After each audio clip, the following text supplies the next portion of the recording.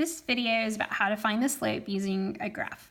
All right, so we're going to kind of get started by just looking at some of the things we've done before. So it says Carl's computer repair store charges $21 an hour. We want to complete the table and graph. Right, so if he works for 1 hour, that's $21. If he works for 2 hours, that would be 2 times 21. So that would be $42. If he works 3 hours, that would be 21 times 3, so that would be $63. If he works 4 hours, that would be 21 times 4, so that would be $84.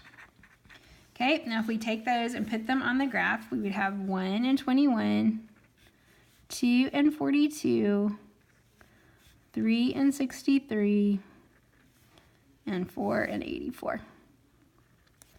All right, if we connect our points, right, we can see that that's making a line. All right, so is the relationship linear? Well, yes, it is, okay? And why is that? Well, it did make a straight line, which makes it linear, but the technical version or definition of a linear relationship is that it has a constant rate of change. So if we were just to double check that, we can see these are going up by 1, okay? And then these are going up by how much each time? 21, all right? If you're not sure, you can always subtract and find that out. 42 minus 21 is 21. 63 minus 42, also 21. So this is a constant rate of change, which is really what it means to be linear.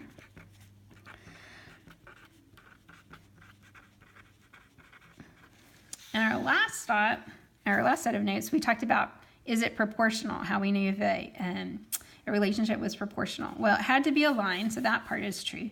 But it also has to have one other thing that's true, and that is that it has to go through the origin. So since this line is going through the origin, then this is also proportional. And why is it? Because it's a straight line through the origin.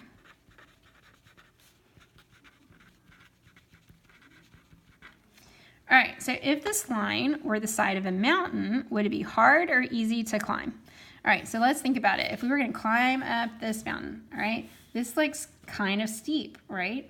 If we compared it, like if we had another line down here, which one's harder to climb? Well, this one definitely, right? Because this is going up faster. This one's kind of a gradual slope, right? And there's that word slope. Okay, slope is talking about how it's talking basically about the steepness of a line, how hard something is to climb up or climb down. All right, so I would say that this line would be hard to climb. Are there harder ones? Well, sure, we can make it even straighter up. That would be even harder, right? But that steepness that we're talking about there is what we're going to be defining the slope. All right, so we already know that every linear equation has a constant rate of change. That is what it means to be linear, all right? That constant rate of change we are now defining as the slope. Okay, and it will be written as a ratio. Remember, a ratio is just a way to compare two quantities. But the ratio for slope is always the change in y over the change in x. And you have to get it in the right order. It has to be y over x. And when you write that as a ratio, then what you've found is the slope. All right, so we're going to be using these constant rates that we found before in order to find the slope, to write it as a ratio. Okay, so today we're going to be looking at how you do that on a graph, and then later on we're going to be looking at how you do that in a table. All right, so when you're using a graph, you want to just choose 2 points on the graph, and you want to find the change, okay, the difference. You want to subtract their y values, all right, and what you're finding is they call the rise, right, the vertical change, the change along the y, okay. Then you want to find the change in their x values. So again, you're subtracting, you're finding the difference between their x values. They call this the run, right, or the horizontal change. The run goes this way, right? And then you write the values as a ratio, okay, which is what we showed you on the front.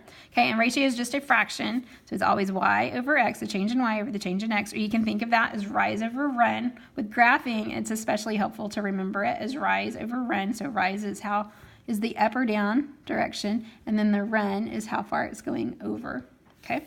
And then because you're writing it as a fraction or as a ratio, then you always want to check to see if it can be simplified before you move on. All right, so let's try it. We're going to find the slope of each graph, and then we're going to see what the slope has to do with the direction of the line. right? So in the first one, we're going to just pick 2 points. So we're going to pick these 2 points.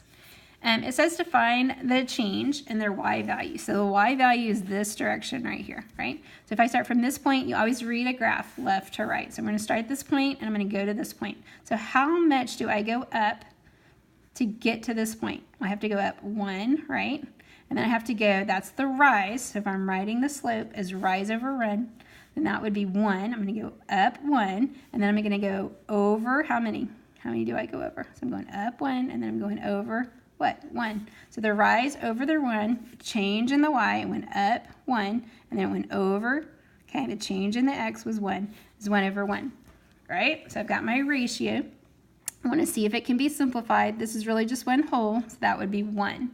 And then what is this graph doing? Well, if I can look at some of the other lines on my paper, I can see that this graph, what makes it different than this graph, is that this graph is going up. Okay, whereas if I look at this graph, it's going what? Down, all right? So if the slope is 1 or 1 over 1, then the slope goes up, or the line goes up. Okay, again, you always read your graph left to right. Look at number 2, all right? I've got 2 points on my graph. I'm always starting from left to right, right? So I want to know how much I have to move in order to go to this point over here. Now this time I'm going down how many? Going 1, 2, right? I'm going down 2. All right, to show that you're going down, what do you think you're going to do? You're going to make it -2, right? You're going down. And then you're going over the run part. How many spaces? 1, 2, 3, 4, 5. 5 spaces. So if I write that as a ratio of rise over run, I'm using the letter, did I say that? I don't know why, but sometimes not sometimes, they always use the letter M to identify the slope, right? And I still don't know why, and I've wondered that a long time. I should look it up. Okay, the slope is M, so that's why I put an M here. That's why it's right there. Is rise over run, so I'm going to start with the Y part. Okay, it went down 2. Then how far did it go over? It went over 5. So my slope here can't be simplified, so this is my slope, -2/5. And then what direction is my line going? Well, if I go left to right, this is going down. So why do you think this one's going up and this one's going down? Well, the difference is the positive and negative, all right? When the slope is positive, the line's going to go up. When the slope is negative, the line is going to go down. All right, let's look at this next one. We need to pick 2 points on the graph. So on this one, it doesn't really matter. You can just pick any 2 points since they didn't pick them for us. All right, I'm going to start by doing the rise part. All right, so to get this from this point to this point, how much do I rise? None, right? Don't go up at all. So when I'm writing my slope, the rise part is going to be 0. There's nothing here. Now the run part, it doesn't matter which point I picked. Since I picked this one over here, I'm going to go ahead and figure it out.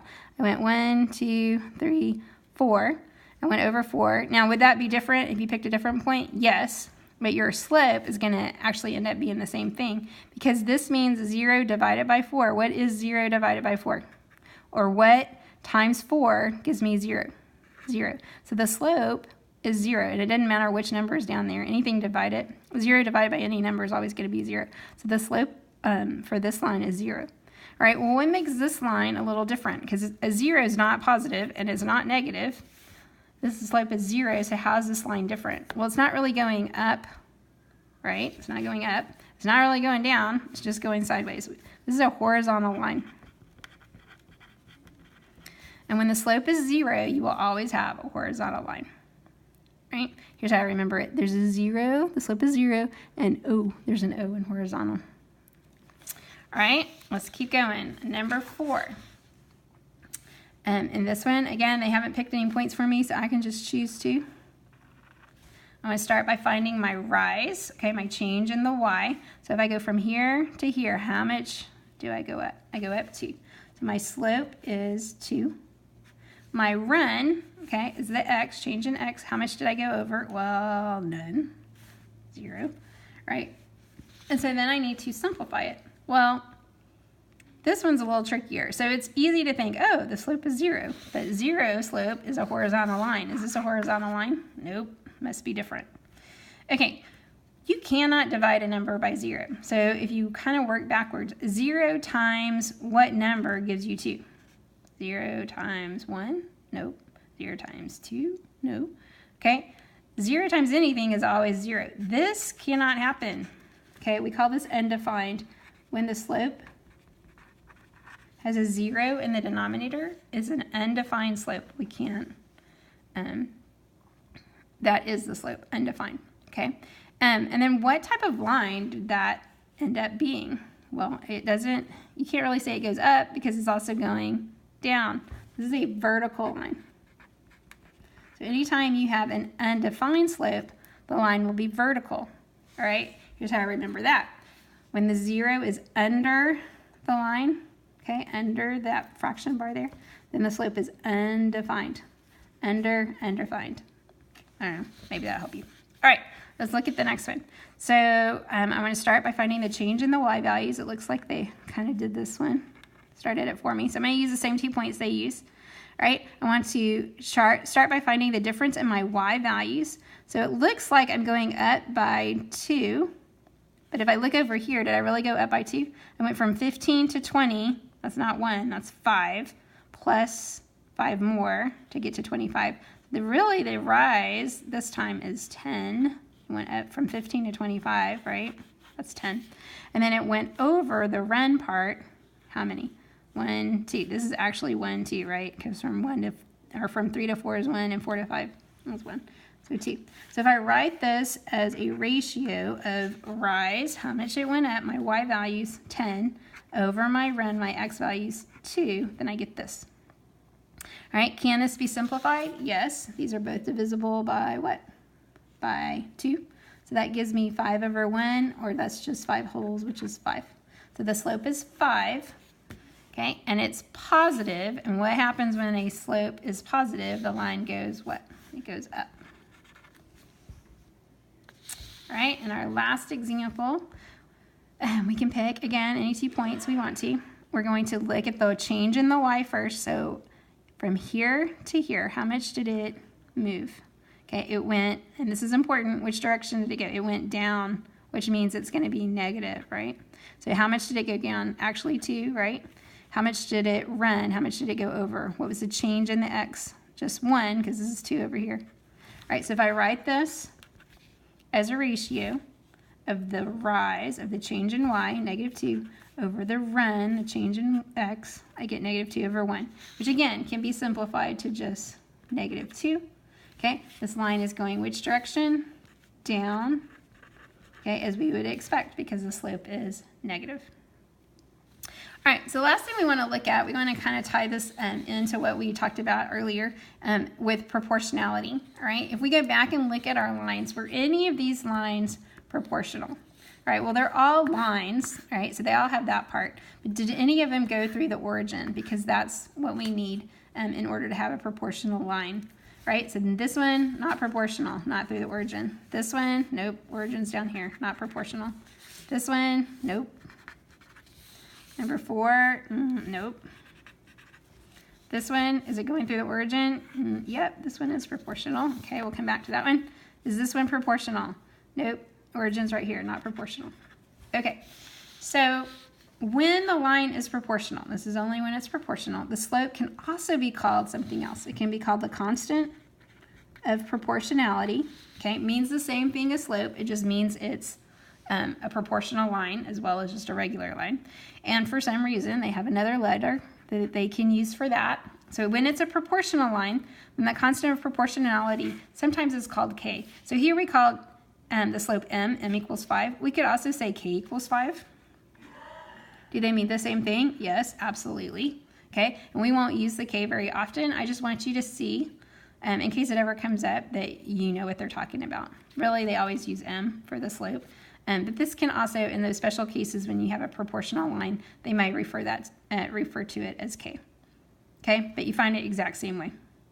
All right, so slope, rise over run. It's the change in the y over the change in the x, and then you simplify. All right, see you soon.